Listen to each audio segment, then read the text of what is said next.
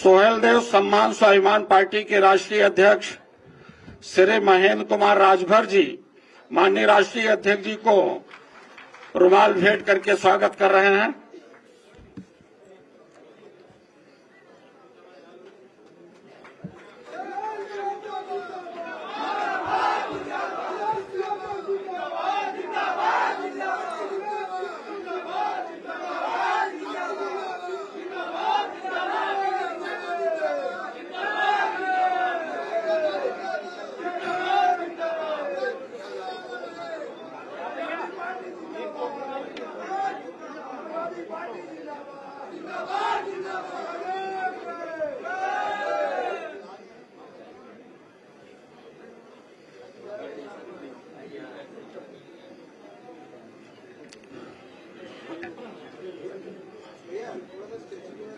मूर्ति हटवा दीजिए, यहाँ से शामिल होना चेहरा छुपेगा।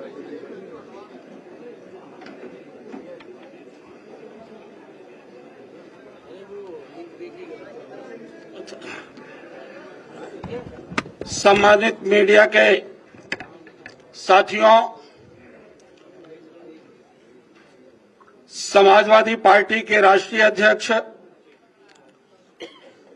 माननीय अखिलेश यादव जी के सामाजिक न्याय के राज्य की स्थापना में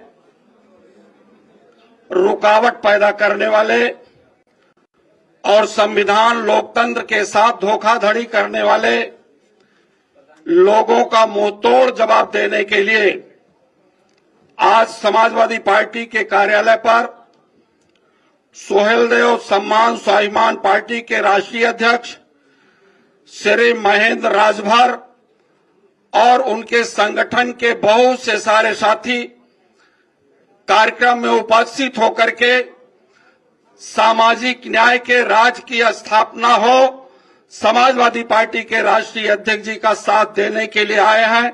आप सभी साथियों को बहुत बहुत स्वागत और अभिनंदन करता हूं। माननीय राष्ट्रीय अध्यक्ष जी अब मीडिया के सामने अपनी बात को रखेंगे। माननीय राष्ट्रीय अध्यक्ष जी। अच्छा सॉरी, अभी कार्यक्रम का बहुत ही अच्छा और कुशल संचालन किया श्री अभय नंदन बरनवाल जी ने। आप आए, अपनी कविता को प्रस्तुत करें। श्री अभय नंदन जी।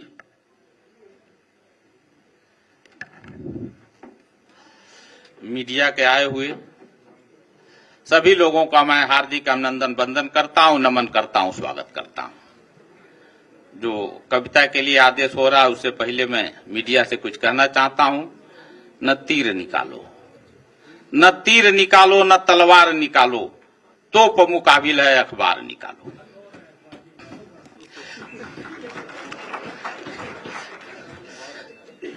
एक पिता मां की संतान, सबके सब हम हैं इंसान। एक पिता मां की संतान, सबके सब हम हैं इंसान। जिसकी जितनी संख्या भारी उसकी उतनी हिस्सेदारी। लेंगे देंगे हिस्सेदारी, नहीं करेंगे ताबेदारी। ताबेदारी मुर्दाबाद, दर दलाली मुर्दाबाद। अपनी पार्टी अपनी बात, बाकी सबका छोड़ो साथ। चलो चले पीडीए के साथ, चलो चलो पीडीए के साथ।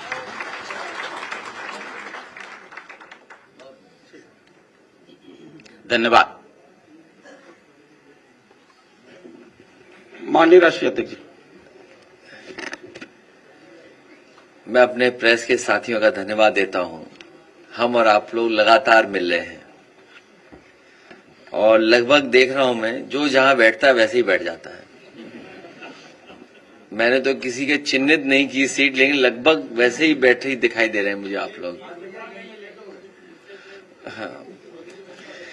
मैं सबसे पहले महेंद्र राजभर जी और उनके सभी पदाधिकारी, उनके संगठन से जुड़े हुए सभी सदस्यों का भी आज समाजवादी पार्टी के कार्यालय में लोहिया सभागार में बहुत बहुत स्वागत और बहुत बहुत धन्यवाद देना चाहता हूं।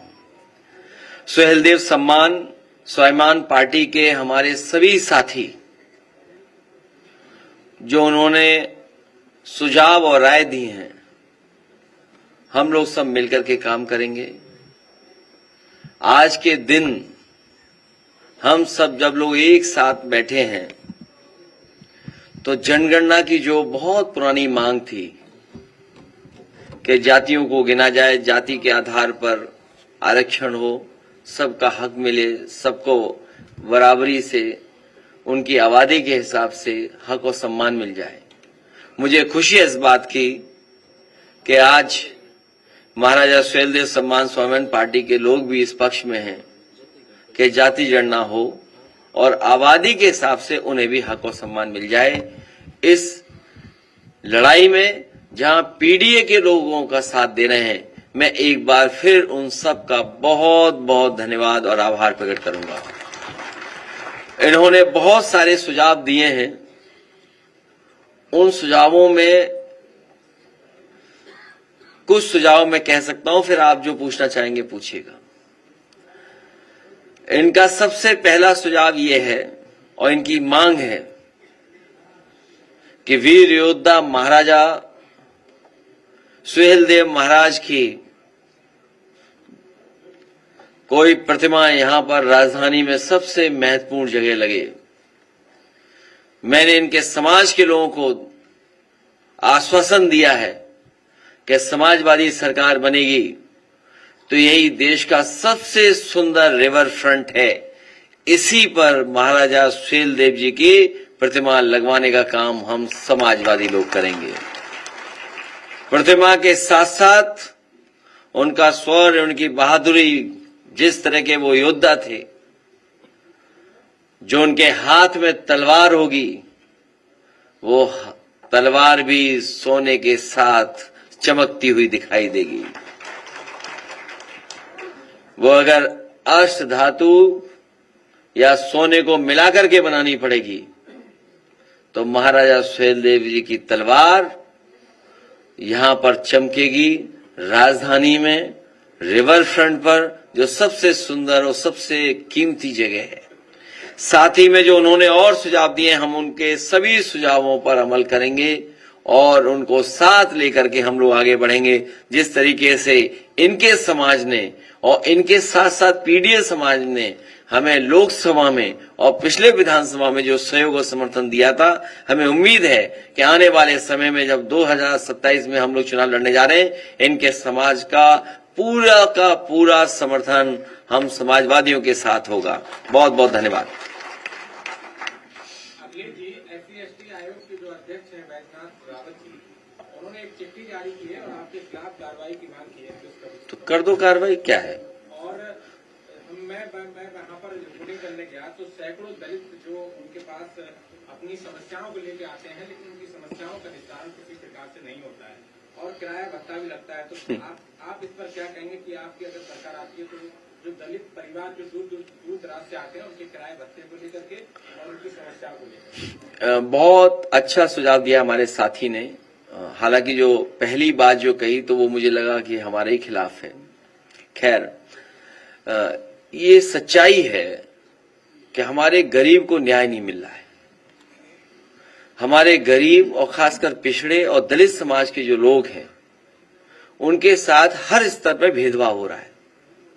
अगर वो अपनी सामान्य समस्या को भी लेकर के जाएं, तो भी अधिकारी अनसुनी कर रहे हैं। और कई बार हम लोग सुनते हैं कि जो कुर्सी पे बैठे लोग हैं वो अपमानित कर रहे हैं। और हमारे गांव के लोग और गरीब कई बार योजनाओं को भी नहीं समझ पाते हैं कि योजना हमारे लिए है और इस योजना से हमें कैसे लाभ मिलेगा। उसके लिए भी कई बार वो राजधानी लखनऊ तक आते हैं। मैं अपने तमाम दलित भाइयों को, पिछड़ी जाति के, गांव के गरीबों को भरोसा दिलाना चाहता हूं कि जिस तरीके से फोन करने पर गांव में एम्बुलेंस आती थी, फोन करने पर आपकी पुलिस आपकी मदद करने के लिए इंतजाम किया था, इसी तरह फोन करने पर आपको जानवर नहीं ले जाना था अस्पताल, बल्कि जानवर वाले अस्पताल वाले डॉक्टर आपके गांव आकर के इलाज करते थे। तो तमाम जो योजनाएं हैं, लाभकारी योजनाएं, जिसमें घर मकान हो, न्याय के लिए हो, आपको मुख्यालय अधिकारी के पास नहीं भागना पड़ेगा, अधिकारी आपके पास आकर के सुनवाई करेगा और आपको न्याय दिलाने का काम करेगा।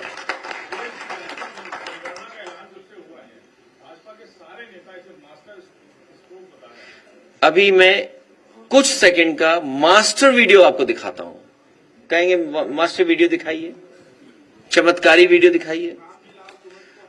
अभी रुक जाओ, अभी तब मत भागो, रुक जाओ।